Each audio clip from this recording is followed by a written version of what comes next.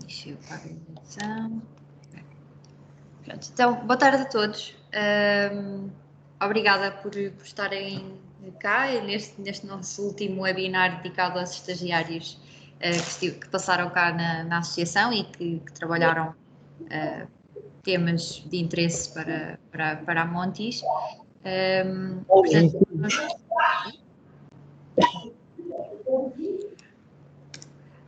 Connosco hoje então temos a Maria João Martins, que esteve a trabalhar sobre os impactos do fogo controlado na vegetação do Baldio de Carvalhais, uma das propriedades que a Montis gera, em São Pedro do Sul, e o Miguel Martins, que foi um dos primeiros estagiários aqui da Montis e que esteve a trabalhar um bocadinho sobre a iniciativa do Parque Voga Caramulo e quais é que eram as perspectivas dos proprietários em relação a este parque e também depois tentar perceber se estes proprietários estariam dispostos a ceder a gestão das suas propriedades.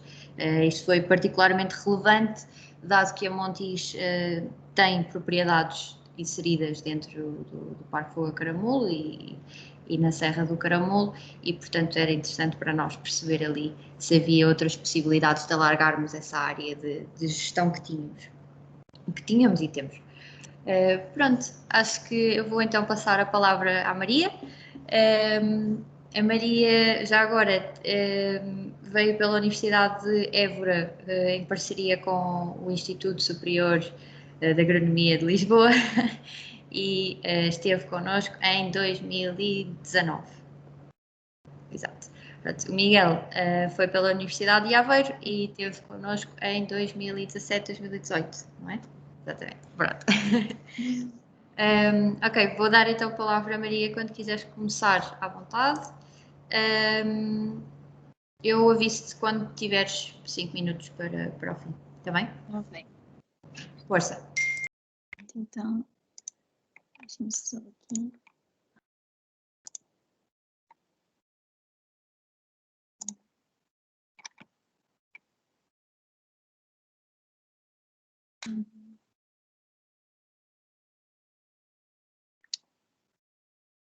Só um segundo. Ok. Então, boa tarde a todos. Como a Margarida já disse, o tema do meu trabalho foi a avaliação dos efeitos biológicos do fogo controlado em formações de matos. Pronto. Então, sabe-se que na segunda metade do século XX houve um aumento significativo do número de incêndios e da área ardida na bacia mediterrânica, devido a fatores socioeconómicos e políticos, como as alterações do uso do solo e o êxodo rural, o que resultou no domínio de povoamentos monoespecíficos contínuos e também o estabelecimento de formações arbustivas de rápido crescimento, o que resultou numa acumulação de biomassa que potencia os incêndios.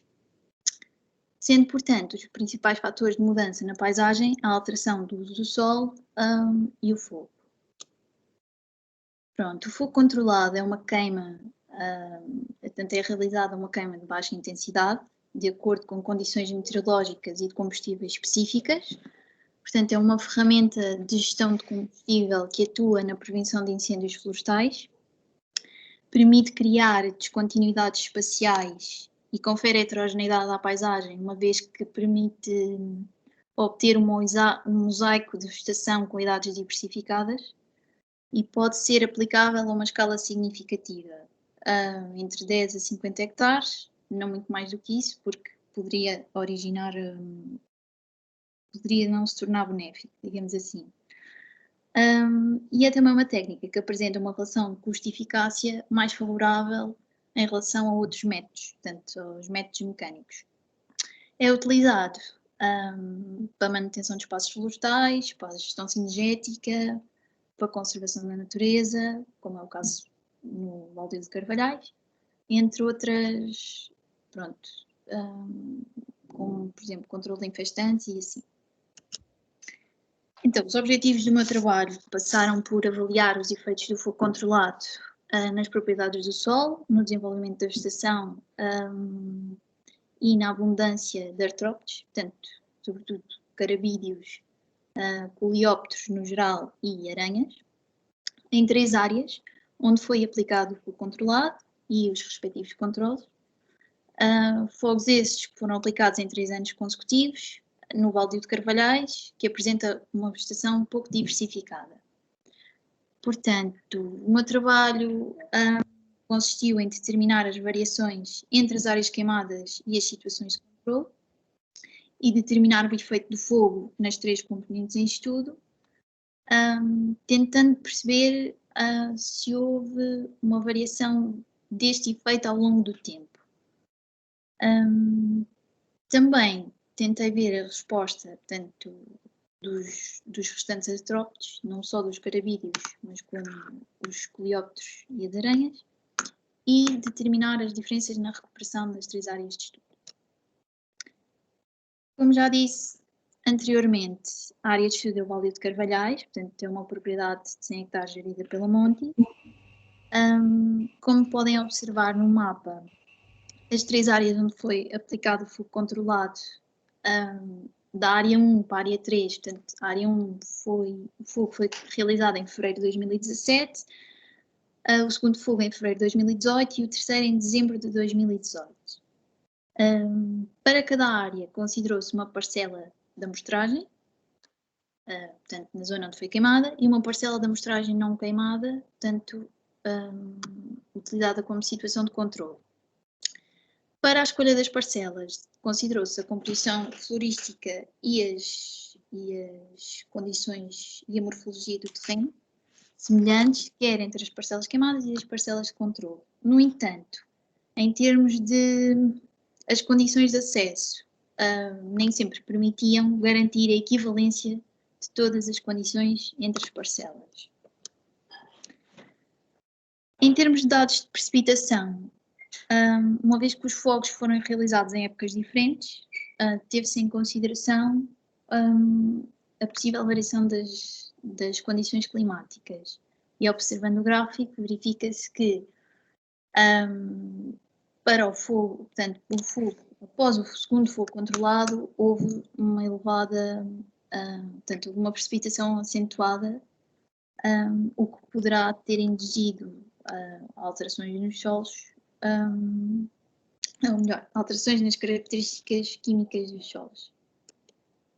Portanto, em termos de metodologia, eu comecei o trabalho fazendo uma revisão bibliográfica extensa sobre as diferentes temáticas referentes a este estudo.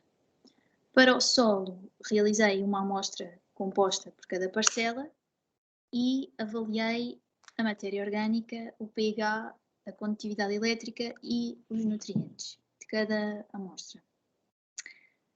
Na vegetação, portanto, realizei uma herborização por cada parcela, de forma a verificar, portanto, a saber a composição florística existente. No caso dos artrópodes, foram colocadas 5 armadilhas pitfall em cada parcela, em que houve 5 momentos de amostragem, variando entre si com 15 dias de intervalo entre si, procedendo depois ao trabalho de laboratório para a identificação dos artrópodes e das aranhas.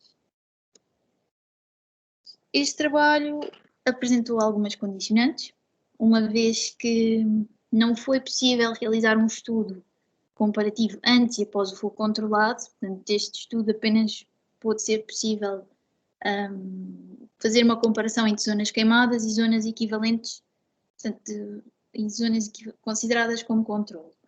O facto de ser portanto, eu fiz este trabalho no âmbito da minha tese de mestrado e como não foi um trabalho, portanto, foi um trabalho sem financiamento, obteceu algumas limitações de logística e de calendário, o que resultou num período de amostragem curto para os artrópodes e também numa amostragem sem repetições para o solo e para a vegetação, resultando assim numa análise de dados mais simplificada.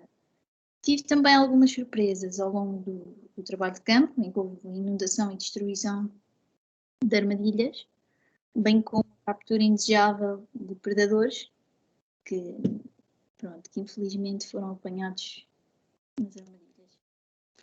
Em termos de resultados, para os solos, observando a tabela do pH e da matéria orgânica, e o gráfico da matéria orgânica, verifica-se que estes dois parâmetros não evidenciam que o fogo controlado tenha induzido perturbações relevantes no solo, uma vez que o pH apresenta-se homogéneo em todos os locais da amostragem e na matéria orgânica verifica-se uma recuperação relativamente rápida para as zonas onde o fogo controlado ocorreu há mais tempo. No caso da condutividade elétrica, o padrão já varia, portanto, para a área 2, portanto, enquanto para a área 1 e a área 3 têm valores de condutividade elétrica superiores nos locais queimados, a área 2 apresenta um padrão oposto. Padrão esse que pode estar relacionado com o facto de ter havido uma ocorrência de precipitação acentuada após o fogo controlado.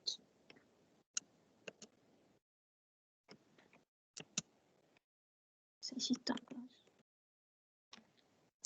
Não sei o que é que se passa. Dê-me só um segundo. Okay.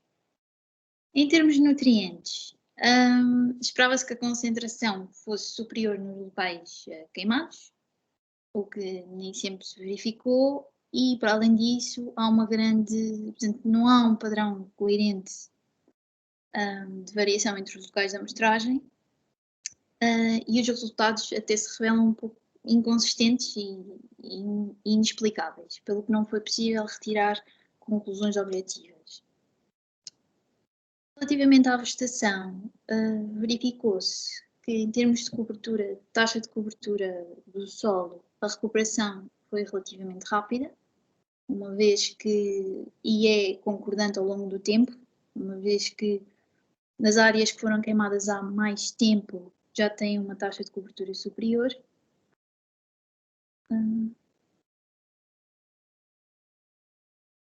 O que se verificou também é que as famílias dominantes, portanto, a família com a maior porcentagem em todos os locais foi a das fabáceas, e isto sobretudo por causa da carqueja, que é uma espécie muito resiliente ao fogo, e as ericáceas, que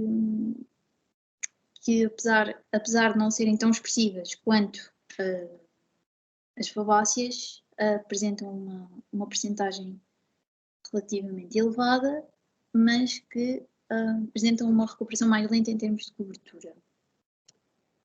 Em termos dos carabídeos, é assim, nenhuma espécie foi encontrada em todos os locais, e em termos de riqueza específica, ela, digamos que varia mais entre as áreas queimadas. E seria de esperar que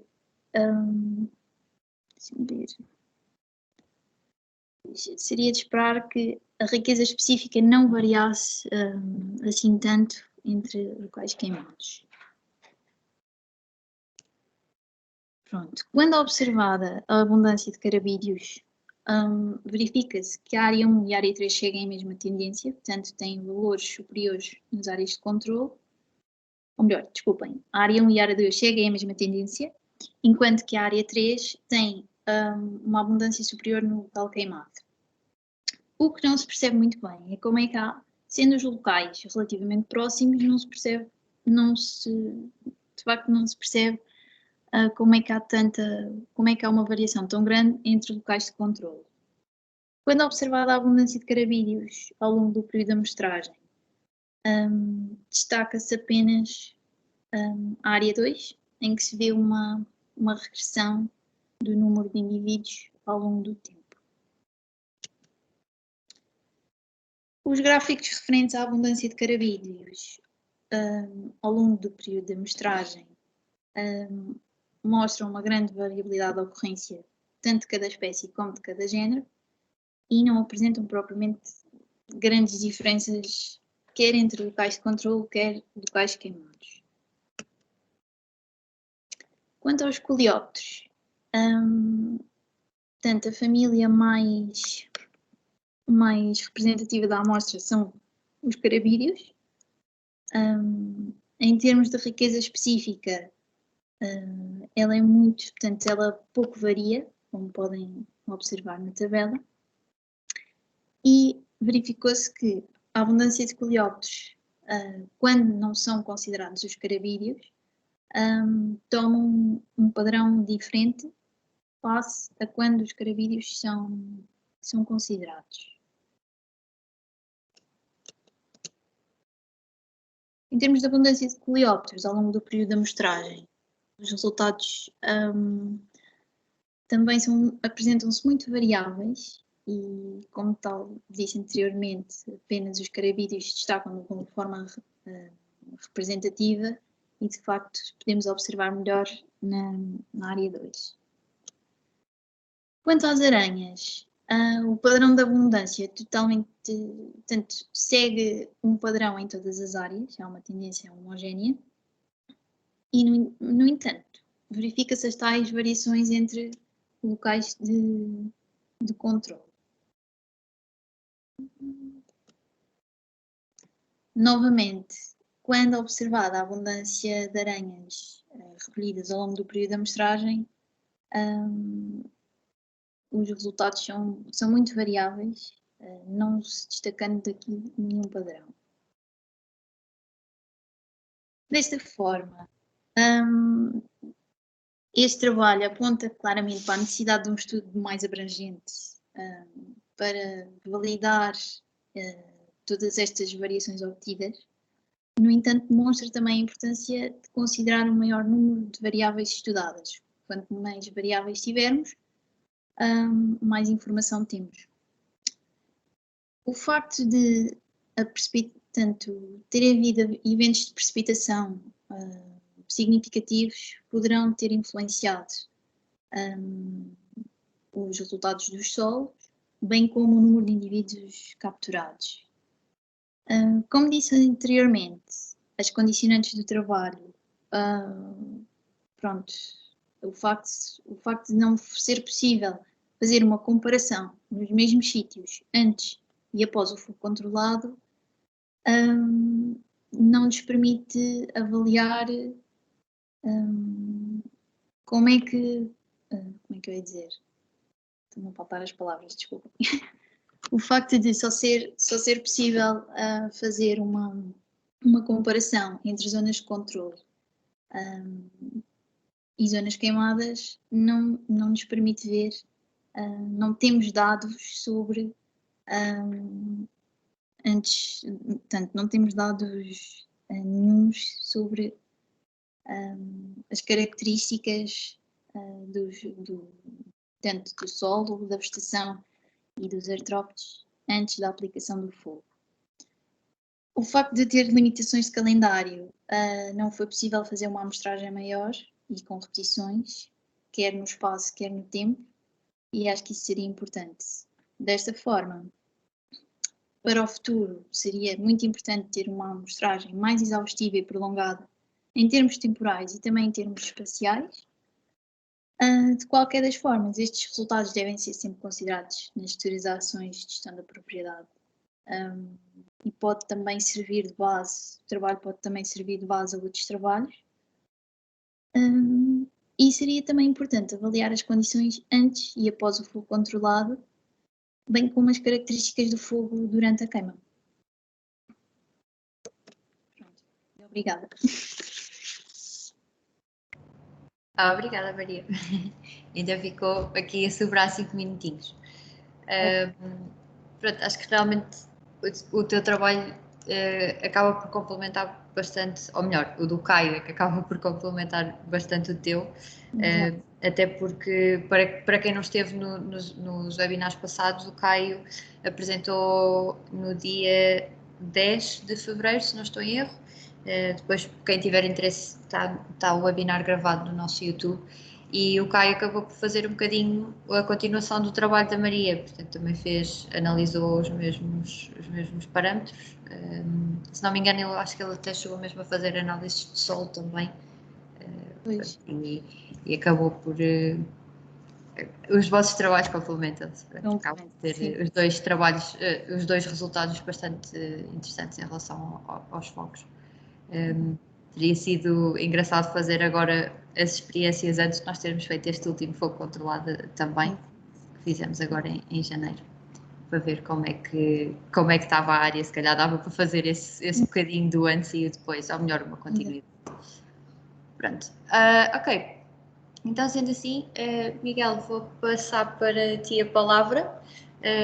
Depois perguntas fazemos no final, mas se quiserem podem ir colocando no chat ou fazendo um levantar a mãozinha e eu depois vou notando quem é que vai tendo perguntas. Miguel, força, estás à vontade para começar. Quando faltar 5 minutos eu aviso. Ok. Eu vou só desligar a minha câmera, que isto é para não sobrecarregar a conexão.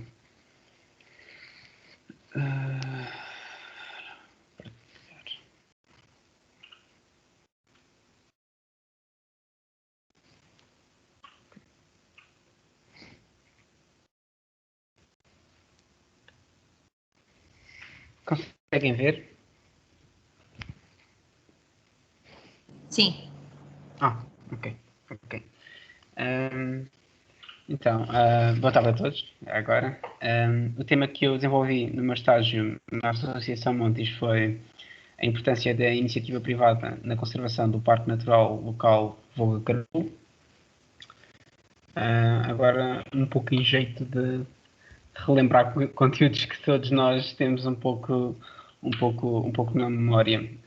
Como sabemos, o meio natural contribui para o benefício do ser humano de diversas formas. Podemos destacar a captação do carbono, a formação de solo, a circulação de nutrientes, o fornecimento de alimentos e a geração de combustível. Uma definição importante também para ter em conta neste trabalho é dada aqui por Peter Maurer no seu livro Nature Conservation, em que ele define que a conservação da natureza significa sustentar a natureza e trabalhar para alcançar a harmonia entre o ambiente natural e as atividades humanas, tendo em conta todos os setores envolvidos. Esta definição, tendo em conta as características que eu encontrei ao longo do meu estágio, do meu trabalho, acaba por estar bastante patente. Em relação aos riscos apresentados pela expansão das sociedades humanas, são, em larga escala, são vários os problemas ambientais. Ao nível dos sistemas ecológicos, podemos destacar o aquecimento global, a desertificação, a drástica diminuição da biodiversidade e a desflorestação. Focando agora um pouco mais em relação a Portugal. Temos que, segundo este relatório produzido pelo Ministério do Ambiente para traçar a Estratégia Nacional de Conservação da Natureza e Biodiversidade para 2025, o relatório identifica a existência de regressão populacional em Portugal, com especial impacto nas regiões de montanha e de fronteira. No contexto deste trabalho, é um fator que tem especial importância, porque o Parque Natural situa-se numa zona do interior do país e numa região montanhosa. E também podemos ver também aqui mais em relação a Portugal, é o 6º inventário florestal produzido pelo ICNF, em que faz uma caracterização da floresta portuguesa, em que identifica uma tendência para a diminuição da área florestal e consequente conversão em áreas de matos e pastagens. Isto no período de 1995 até 2010. Também, como podem observar no gráfico do lado esquerdo, temos que a área de floresta, os matos e pastagens e terrenos agrícolas ocupam a grande maioria do território nacional, enquanto do lado direito é possível observar que, em relação à área florestal, os povoamentos de eucalipto têm aumentado, ao passo que os povoamentos de pinheiro bravo têm diminuído.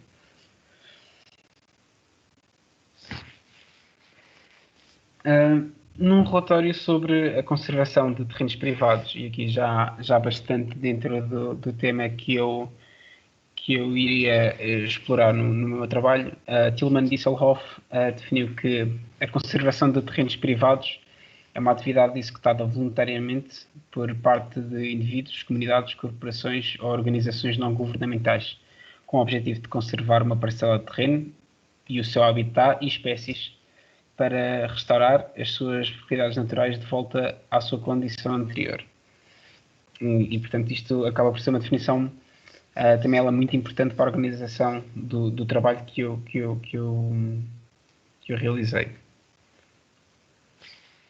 Em relação ao Parque Natural local Voga Caramulo, este parque foi criado por iniciativa da Câmara Municipal de Vozela em 2015 e com um regulamento publicado no dia 15 de maio desse mesmo ano. Como podemos ver nesta imagem, a área azul corresponde ao Parque Natural e as linhas pretas mais sobrecarregadas correspondem à delimitação do Concelho de Vozela. E, portanto, podemos observar que o Parque Natural compreende uma grande percentagem do território total do município de Vozela. Em relação à Associação Montes, foi criada a 23 de março de 2014 e tem como foco a compra de terrenos para a criação de valor de mercado a partir de valores naturais. A autonomia na gestão dos terrenos é um valor muito importante no modelo de gestão da Montes e, como tal, também foi algo que contribuiu bastante para eu poder realizar o trabalho do meu estágio. O voluntariado é uma componente importante no modelo de gestão da Montes, no sentido de envolver a comunidade na conservação da natureza, nos seus desafios e benefícios. Também o voluntariado pode ser considerado uma das componentes de iniciativa privada, como na conservação, como foi mencionado naquela citação do Tillman Disselhoff. Durante o meu estágio participei na organização e execução de várias ações de voluntariado, sendo que várias modalidades foram praticadas. Aqui está o exemplo de uma atividade organizada para a participação do público em geral e realizámos mais algumas. Temos o voluntariado académico, que era focado para núcleos de estudantes de várias universidades e pretendia envolver os estudantes na conservação, bem como capacitar com algumas técnicas de engenharia natural usadas pela associação.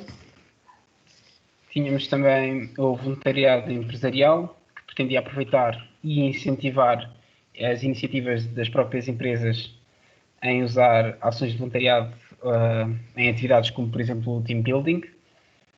Também aqui o objetivo era familiarizar os participantes para os desafios da conservação e para as técnicas usadas pela associação e o modelo de gestão da associação. Durante o estágio também participei na organização de passeios temáticos com vários objetivos. Alguns passeios serviram para sensibilizar para um problema e apresentar e discutir soluções para esse mesmo problema.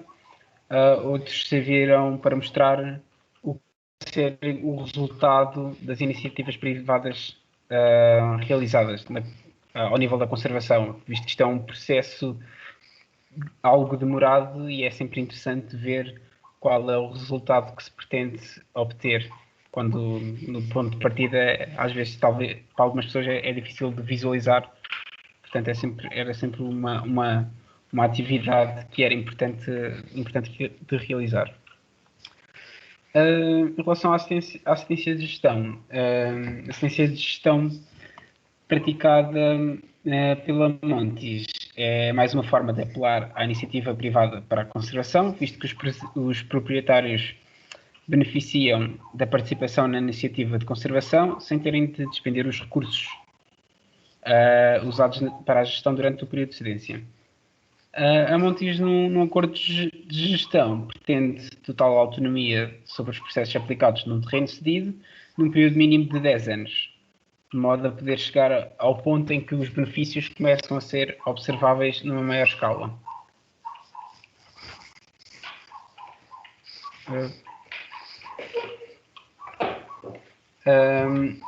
Em relação à metodologia aplicada para inquirir os proprietários de terrenos pertencentes ao Parque Natural, consistiram em contactar alguns dos presidentes das juntas de freguesia, acima de tudo pelo seu conhecimento do terreno e alguns dos principais proprietários. O passo seguinte consistiu em inquirir os proprietários sobre a iniciativa privada e cedência ou venda de terrenos para a conservação. Em caso de resposta positiva, era feito, se possível, o levantamento geográfico dos terrenos e, finalmente, foi feita a análise dos resultados. Passando então aos resultados obtidos. Perguntando aos proprietários sobre a importância que atribuem à conservação do património natural no Parque Natural Local Voga Caramulo, a verde, aqui do lado esquerdo, podemos observar que quem classificou como muito importante. A azul podemos ver os que consideraram como importante e a laranja está representada a percentagem dos proprietários inquiridos que consideram a conservação do património natural neste parque natural como irrelevante. Podemos então concluir logo à partida daqui que a grande maioria considera dá alguma importância à conservação do património natural do parque. Quando questionados sobre o que os levaria a aplicar por iniciativa própria nos seus terrenos um modelo de gestão focado na conservação do parque e da biodiversidade existente no mesmo, cerca de 52% dos proprietários identificaram incentivos por parte do Estado como o principal motivo, 29% identificou a preservação para gerações futuras como principal razão e 15,8% afirmaram que as perspectivas de aumento do turismo rural seriam a principal razão para terem essa iniciativa própria. 2,6% afirmaram que não havia razão alguma que os levasse a apostar na conservação do património natural do parque. Em relação agora à parte da venda e da cedência, 74% dos proprietários estavam interessados em vender os terrenos para fins de conservação, apenas 21% dos proprietários demonstrou interesse em ceder de alguma forma à gestão dos terrenos. Analisando os resultados obtidos, foi possível inferir que não existem indícios estatísticos que indiquem uma influência da idade para a disposição na venda dos terrenos para fins de conservação, mas existem indícios estatísticos que apontam para uma influência da idade na aceitação do modelo de cedência de gestão, sendo que pessoas com uma idade inferior estão mais abertas a um modelo de cedência de gestão. A georreferenciação dos terrenos que foi possível visitar, que os proprietários estavam dispostos a visitar, está aqui representada nesta figura. A verde temos as parcelas que a Montijo comprou e gera no Parque Natural. Os restantes terrenos pertencem somente a proprietários que tiveram a disponibilidade de ir ao terreno e proceder à georreferenciação. Os resultados obtidos são condicionados por vários fatores. A amostra é pequena, por exemplo, eu para obter perto de 40 proprietários foi necessário questionar cerca de 2 centenas de pessoas.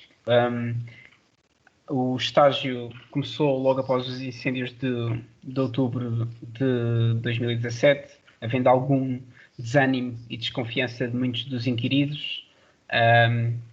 Há também um fator fundamental que é o facto de muitas pessoas opõem-se à formação do Parque Natural, como podemos ver aqui do lado esquerdo na imagem.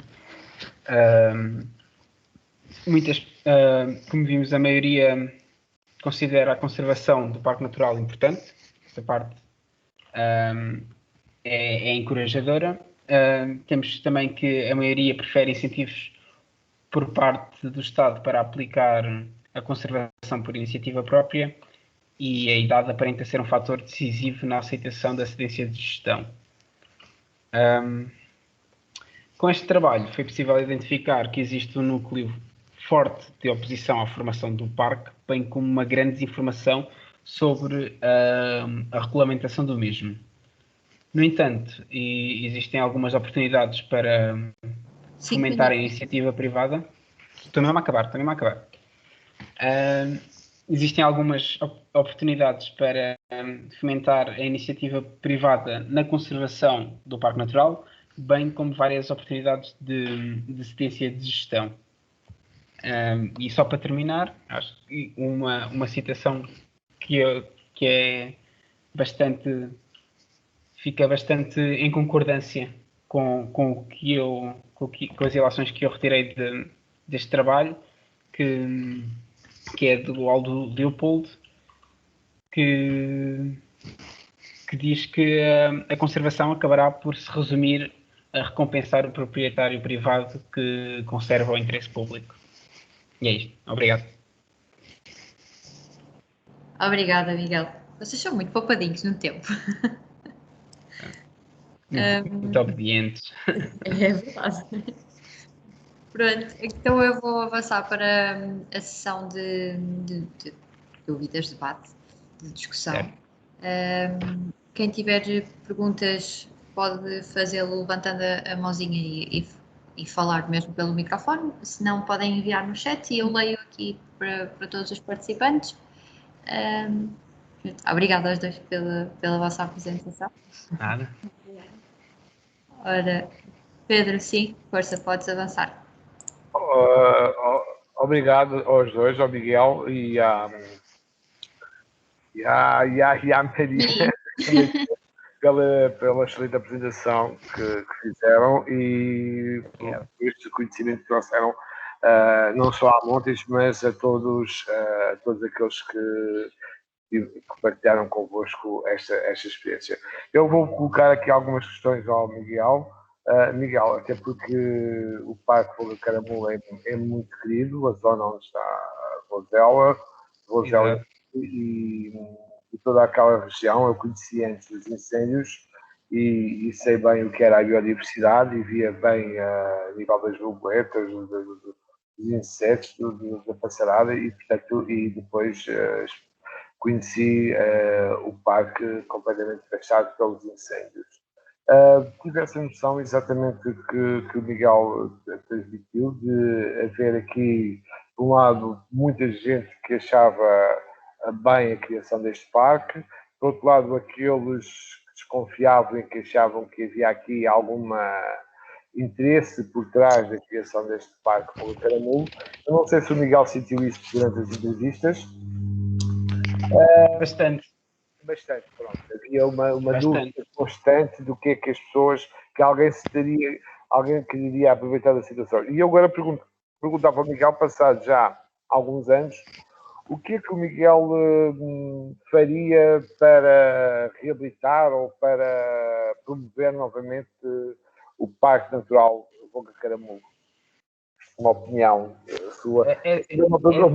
Uma pergunta difícil, mas é importante saber, porque o Miguel teve no terreno, falou com as pessoas, terá a noção que passaram alguns anos sobre a situação. É sempre um tópico muito interessante de discutir. Logo na iniciativa privada, na componente de iniciativa privada,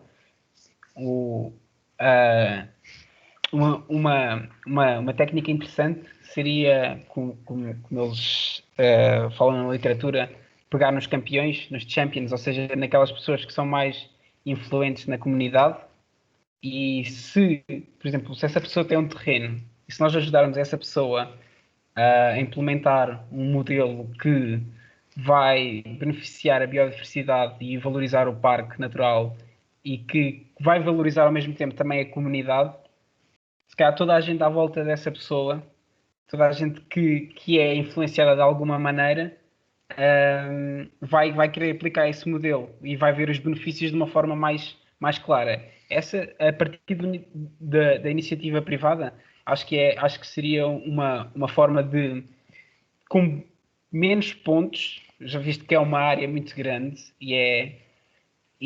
seria uma forma de trazer visibilidade e trazer ao mesmo tempo já os benefícios de criar essa biodiversidade e essa valorização do parque. Para valorizar o parque em si por outras medidas, mesmo sem ser pela iniciativa privada. Eu acho que seria importante um pouco aqueles passeios temáticos que a associação faz e mostrar um pouco, se calhar, um bocadinho de cada. Uma parte que foi abandonada, uma parte que está a ser trabalhada, uma parte que está a recuperar bem, uma parte que está a recuperar mal, e se calhar fazer ali quase como se fosse uma oficina e trazer para ali mais pessoas. Não, nem que seja não só para visitar, mas também para estudar o que é que está a acontecer. E é uma excelente oportunidade, não só para pessoas que vão visitar e que aprendem com o que se passou, mas com pessoas que vão estudar o que aconteceu e formas de mitigar ou de acelerar o processo de recuperação. Penso que seria por aí uma boa opção. Miguel, já agora também agora para a Maria João fazia uma segunda pergunta ao Miguel e à Maria João também, que é, a Maria João desenvolveu todo um trabalho de mestrado numa área de baldio, que foi o baldio de Carvalhais, portanto pós-incêndio, mas foi controlado. Qual é a percepção que vocês têm do trabalho que é feito, mas o Miguel também acabou por conhecer, de certeza absoluta, enquanto esteve na Montes estes baldios, a importância que a Montes poderá ter na gestão ou neste trabalho de gestão de baldios, inclusivamente, portanto, na recuperação dessa biodiversidade. Maria João, se quiseres, começa tu. Então, eu acho que a Montes, nestes espaços que está a gerir, acho que tem feito a diferença, no sentido em que são espaços que não têm uma gestão, digamos, ativa, e a Montes permite isso. Não só na gestão em si, nem, pronto, quer nos povoamentos florestais, quer nas plantações, como também consegue levar a população, digamos assim, a usufruir daquele espaço. Eu acho que isso também é muito positivo nesse sentido. Não sei se queres dar continuidade, Miguel. E o Miguel, dentro do Parque Fogo de Caramulo, deve ter encontrado vários baldios, não é? E o que é que achava? Sim, mas eu também tive, e aliás ajudei a organizar várias ações de voluntariado e participei nas mesmas no baldio, portanto eu conheço pelo menos as partes onde a Montes já foi, já visitei muitas dessas zonas. A área do primeiro fogo controlado foi uma área que teve muitas intervenções quando eu estava na associação. E de facto, esta componente da gestão da Montes permite muitas coisas. O fogo controlado abre a oportunidade para fazer uma gestão intensiva numa área, porque liberta cria acessos, liberta muito combustível que estava lá e que não permitia entrar. Então o baldio de Carvalhais, onde não é feito o fogo controlado, é um gestal super denso e o fogo controlado é uma coisa que em pouco tempo torna-se acessível. Quem está a trabalhar no terreno em pouco tempo consegue intervir em determinadas áreas. E a partir daí, quanto mais horas de trabalho forem aplicadas por hectare de fogo controlado, mais rapidamente se consegue ver essa evolução dos sistemas naturais que estão nesse terreno. Às vezes é pena não dá para aplicar mais horas de trabalho, porque, aliás, até porque como é o baldio ainda fica lá um pouco para cima, temos tempo, às vezes está a pôr-se o sol e o pessoal tem que voltar para baixo, mas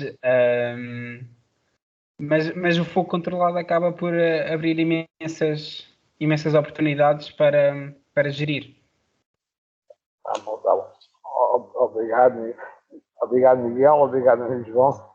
Desculpa lá monopolizar aqui um bocadinho a conversa, mas estava curioso com a vossa opinião acerca de. Porque, por um lado, para a Caramulo, por outro lado, gestão de baldios e perceber em que medida é que vocês, fazendo o estudo da biodiversidade, fazendo o estudo do que foi a criação do parque, o que é que poderia ser aqui importante. Obrigado, Miguel, e obrigado, João. Obrigada. Luís, quando quiseres. Olá, boa tarde a todos e Olá, Luís. Muito obrigado pelas apresentações. Viva Miguel, sempre um prazer. A questão, na altura, estava na Montes quando o Miguel estava a fazer o estágio, mas a questão era aqui um pouco para também abrir um pouco de discussão sobre o termo que o Miguel utilizou, os Champions, não sei se foi isso, certo, Miguel? Ou seja, pela descrição pareceria que a Monte se encaixaria muito bem nessa definição, enquanto elemento no terreno, que já vai tendo alguma notoriedade, ainda que diria sempre insuficiente, porque de facto as pessoas muitas vezes iam sempre desconfiadas do que é que as pessoas de uma associação que não têm fins lucrativos, que muitas vezes não cabe, fica sempre a pensar o que é a gato.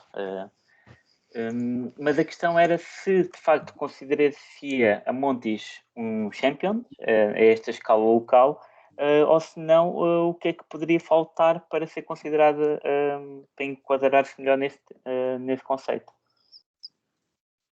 A Montes pode ser considerado um champion. Isso vai muito do exemplo que a Montes consiga dar, não só no que a Montes faz no terreno, mas também em quem é que a Montes traz ao terreno, porque as pessoas, como é um processo evolutivo ainda demorado, até começar a dar frutos, se calhar as pessoas têm que seguir pelo interesse.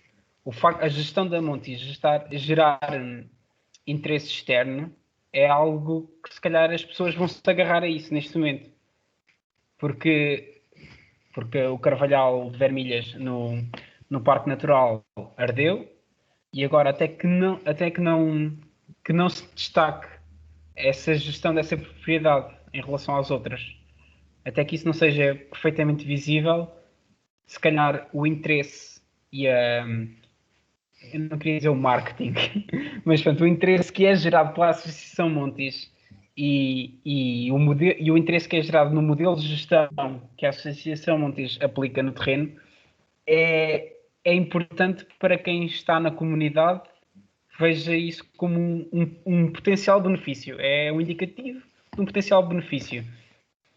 E na altura, como tinha sido logo a seguir ao incêndio, eu quando andava a entrevistar as pessoas, tive algumas pessoas que disseram que a Montes anda a gerir aquilo, mas aquilo ardeu não é mesmo? Pois, se puder, ardeu tudo, aquilo não havia como parar também. Mas sim, acho que é por aí, acho que é criar um bocado de exemplo.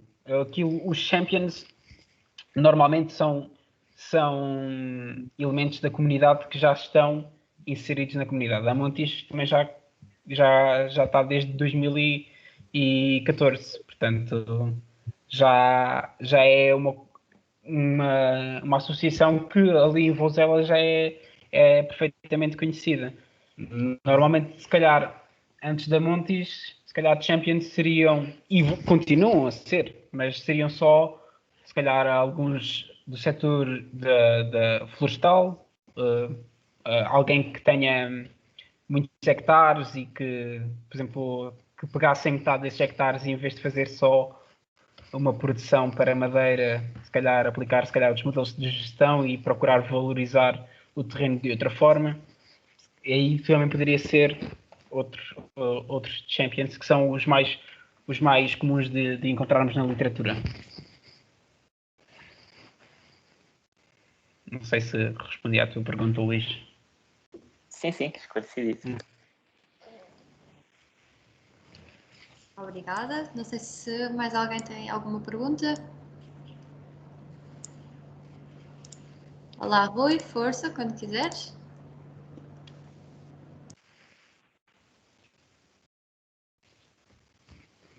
Rui, estás sem microfone.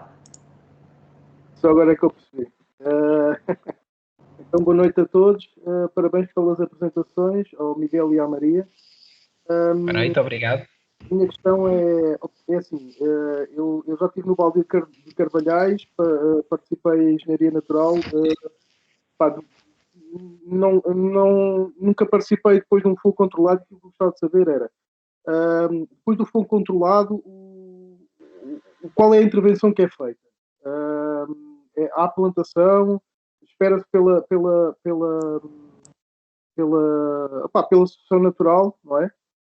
Se vão aparecer espécies, as primeiras ervas, depois os matos e depois a seguir as árvores. E outra questão que eu quero também colocar é a recuperação da microfauna. Isso em relação ao fogo controlado, para mim, há sempre essa questão da microfauna que se perde. Ela recupera rapidamente? Como é que isso funciona? Obrigado. Maria, se quiseres, força, eu se calhar também posso ajudar aqui um bocadinho. Ok. Então, eu queria só saber, só para me relembrar a primeira questão, que tinha a ver com as ações de intervenção Após fogo controlado. Ok, eu acho que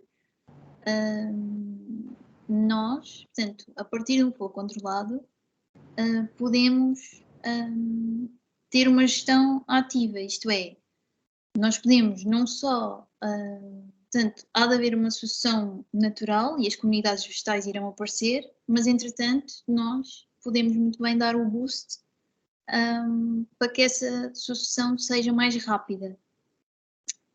E portanto acho que a Margarida também pode dar uma ajuda, mas eu participei, enquanto estive na Montijo como voluntária, participei em diversas ações de gestão, nomeadamente de engenharia natural e das plantações. E não sei se queres continuar, Margarida. Sim, portanto é isso, e também aqui o Miguel e o Luís podem de certeza dizer da experiência que tiveram na zona do primeiro fogo. Eu ainda só, queimei a zona do primeiro fogo uma vez, mas foi mais a terceira, mas acho que todas elas tiveram um bocadinho a mesma sucessão de intervenção, portanto houve a queimada, o mato ardeu, depois houve plantação, sementeiras, estrutura de engenharia natural para ajudar ali as galerias ripícolas, ou estabelecer uma, para o caso, e foi um bocadinho isto.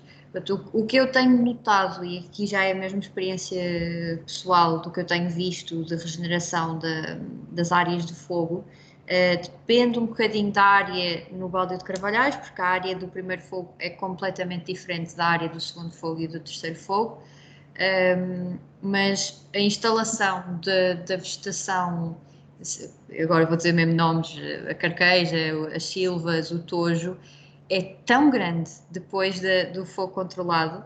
Eles basicamente deixaram de ter giesta, deixaram de ter sombra e apanham ali um boost de energia para crescer muito grande. Portanto, aqui o nosso objetivo, quando nós fazemos as plantações e as sementeiras e tudo, é nós tentarmos o mais rapidamente possível ter algum ensombramento naquelas áreas para que estes matos sejam controlados e não formem, não tomem ali conta de tudo, senão voltamos a ter o mesmo problema que tínhamos com as giestas, deixamos de conseguir entrar e deixamos de conseguir fazer coisas. Bem que lidar com giestas e lidar com silvas é diferente, mas pronto, acaba por ser um bocadinho isso. Em relação à parte da microfauna. Espera só um bocadinho, Margarida, desculpa lá interromper. Sim.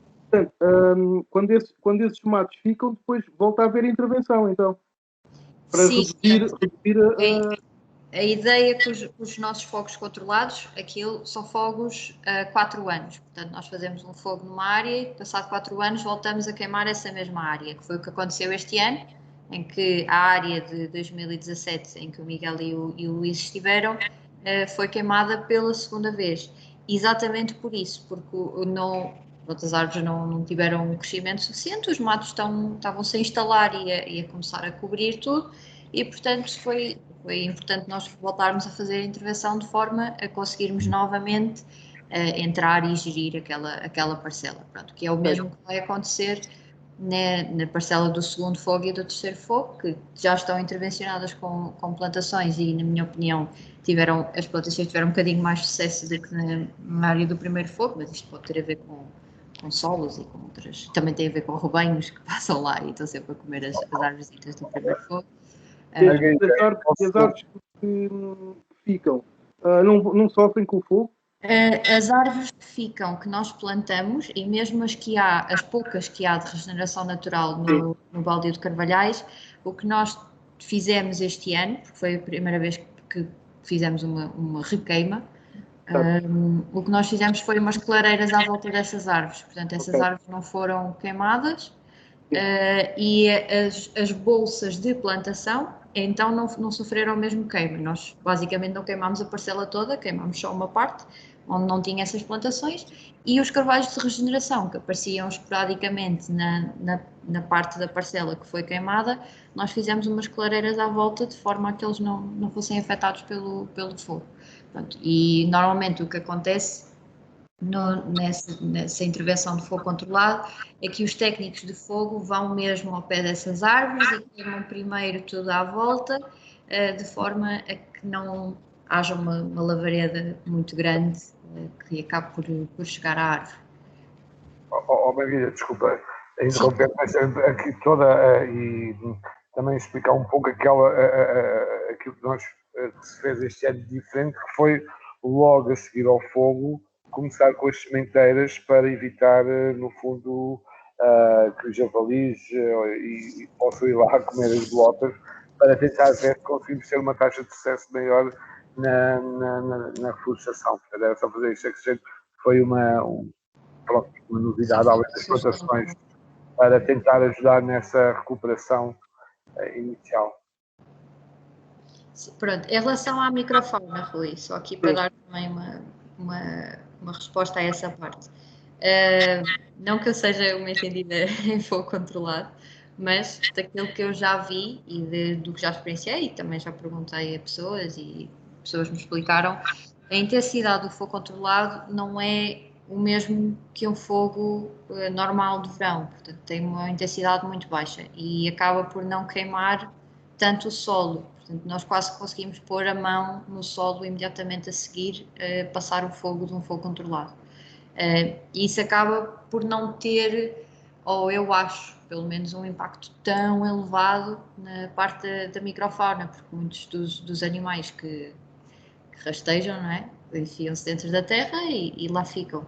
Pronto. E nós temos encontrado muita biodiversidade, anfíbios, répteis, tudo, em áreas de fogo controlado, que não consigo dizer se eles lá estavam antes ou não, porque não temos essa estatística, mas estão lá, portanto não...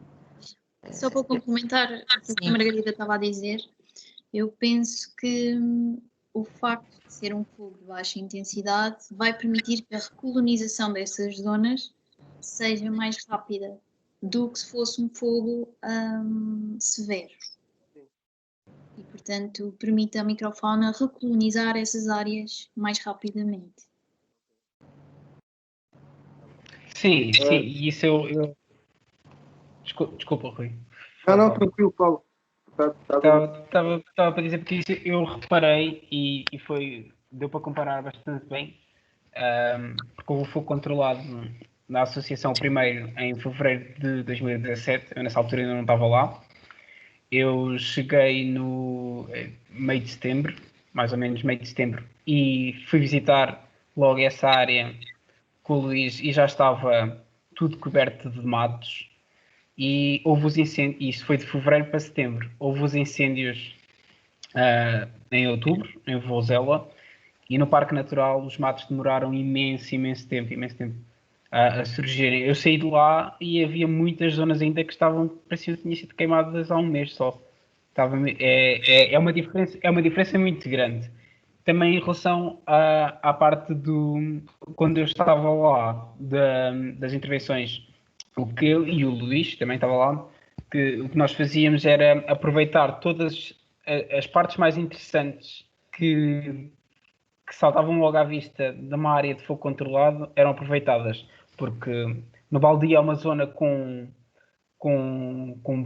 vários pedaços grandes em que há muita rocha, então o solo, qualquer metro quadrado de solo é de aproveitar. Então as clareiras grandes que nós tínhamos em que havia bastante solo eram logo intervencionadas com plantações. Os cursos de água também, engenharia natural para tentar reter ao máximo a umidade no solo e reter o solo também para que depois com as chuvas aquelas zonas onde que estão mais abertas e que a água, para que a água não levasse o solo que tinha ardido, porque apesar de não ser um fogo tão intenso, há sempre possibilidade de se perder alguma quantidade de solo, e fazendo essas técnicas de engenharia natural, não só nos cursos de água, mas onde pode haver algum tipo de erosão, era o nosso foco, e era por aí que nós íamos. Depois era também fazer manutenção de acessos para essas áreas, para podermos ir sempre lá intervencionar e dar uma olhada como é que as coisas estavam a evoluir. Em relação ao microfone, não sei, não posso dar. Não, mas em Yeah. relação, eu já estou esclarecido. Pronto, olha, eu tenho que combinar ver aí uma ação da Montes, e porque gostaria, que assim, eu conheço lá em cima o Baldio, aliás, eu cheguei lá aí com o Luís, e lembro-me bem que aquilo tinha lá uma floresta de gestas, que era impressionante, e gostava de ver como é que aquilo está, porque realmente não tenho por causa da minha atividade profissional, eu sou jardineira, e não tenho conseguido acompanhar, digamos assim, e participar.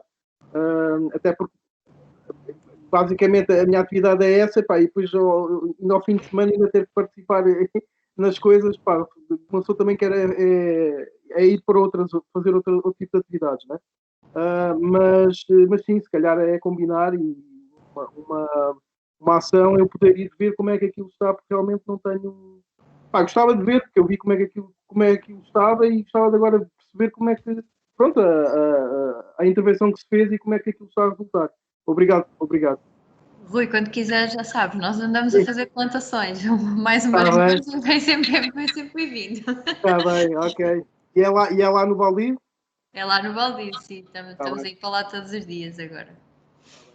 Pois, mas sabes como é que é? Nesta altura chega a primavera e toda a gente liga, porque é preciso. Pois, acredito. Enquanto está a chover, pronto, as pessoas esquecem. Se vem o sol, toda a gente sempre tem um jardim, né? Nós estes 2 dias, foi os 2 dias a poupar, sol finalmente. É terrenos para limpar, é isto, é muita coisa. Nesta altura não é fácil. Mas pronto, a ver se consigo, nem que seja uma manhã ou uma tarde, coisa assim. Porque estava Quando realmente. quiseres, aquilo está cheio de anfíbios giros para se ver. Já me começa a dizer isso. Olha, isso aí pegaste pegaste no ponto. Tem que combinar então. Está bem. Vou dar aqui a palavra ao Luís. Força, Luís, como quiseres. Não, era apenas para acrescentar na discussão, acho que era muito interessante. E foi algo que neste último fogo achei que era interessante, e foi, apesar de ser um fogo controlado à mesma, ao ser um fogo controlado que está a ser feito numa área que já foi intervencionada por fogo controlado, e não assim há tanto tempo, há 4 anos, foram 2 fogos com características muito diferentes. Enquanto no primeiro teve que ter uma intensidade muito maior, porque estávamos então a lidar com esse gestal que é muito difícil de arder, porque muitas vezes por baixo não tem material para alimentar esse fogo.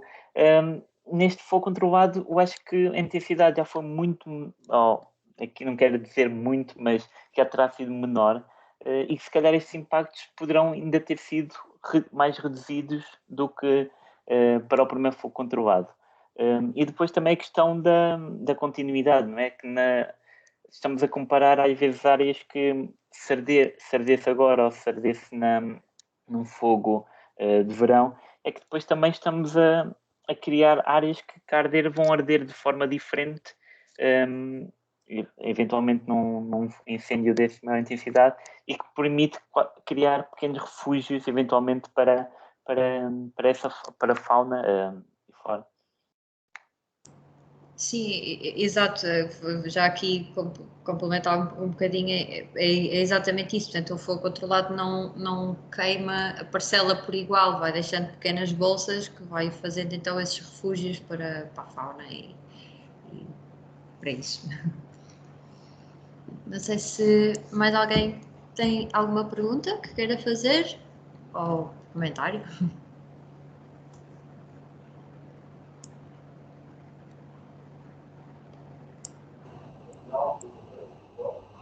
Não? Sim? Filomena, força. Olá, estão-me a ouvir? Sim, sim. Ok.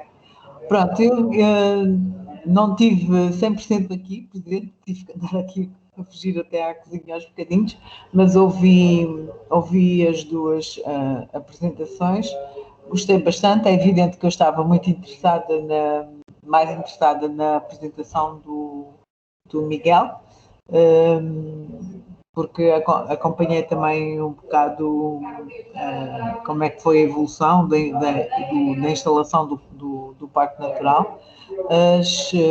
As conclusões a que ele chegou é tudo verdade, é o envelhecimento da população, é a incapacidade de poderem continuar, a diminuição da população também. E, portanto, isto ao ficar mais abandonado, não é? É só mesmo depois os grandes focos que conseguem abrir outras perspectivas, se houverem pessoas depois também para continuar com isso. O que eu te queria perguntar é se quando houver quando houver outra vez focos controlados, se vocês não podem permitir que as pessoas também vão ver, sem ser a malta da Montes, ou poder participar, que realmente achei interessante. É verdade que o fogo controlado normalmente são em estações de inverno ou de outono, e portanto é isso que vocês frisaram, portanto a intensidade é baixa e a proteção do subsolo, da bicheirada do subsolo também é maior. Além também das plantas, mas faz às vezes um bocado de confusão tentar imaginar as vossas áreas e, sobretudo, a segunda requeima ou a terceira requeima, não é? Em que têm que proteger algumas coisas e outras já podem avançar. Quando dizes que as pessoas vão às vezes pontualmente queimar-se, pontualmente em sítios pontuais para não afetar árvores ou alguma parte arbórea, isso é com queimadores de, como é que eu ia dizer, não é tochas nem nada disso, são equipamentos de... Estou? Sim, sim. Eu vou aqui partilhar umas fotografias, se calhar assim podemos ver melhor isto.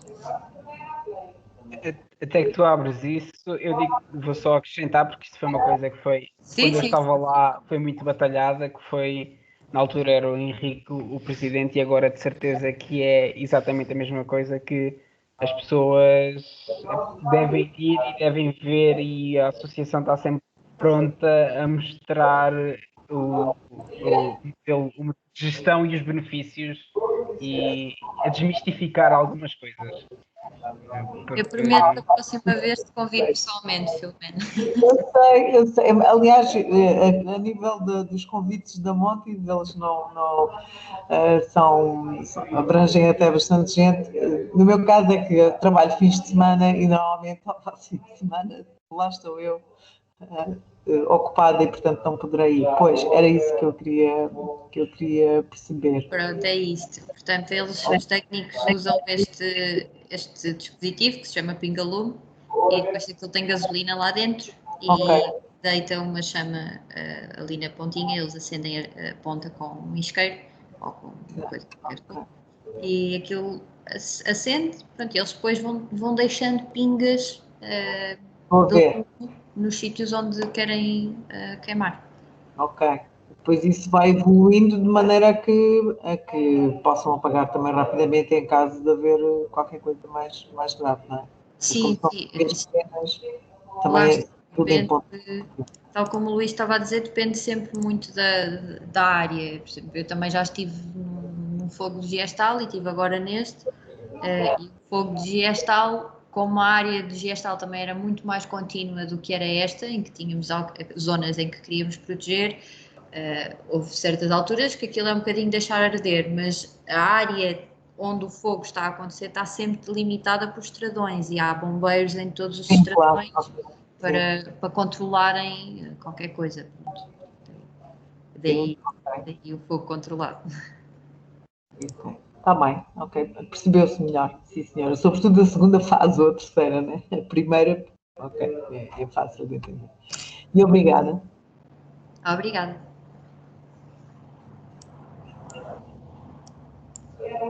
Mais alguma questão ou comentário?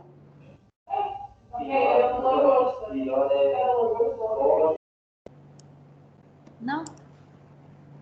Então, assim sendo, resta-me voltar a agradecer a todos a participação e ao Miguel e à Maria por se disponibilizarem a estar aqui connosco hoje e apresentar o vosso trabalho e pelo vosso trabalho cá na Montes também.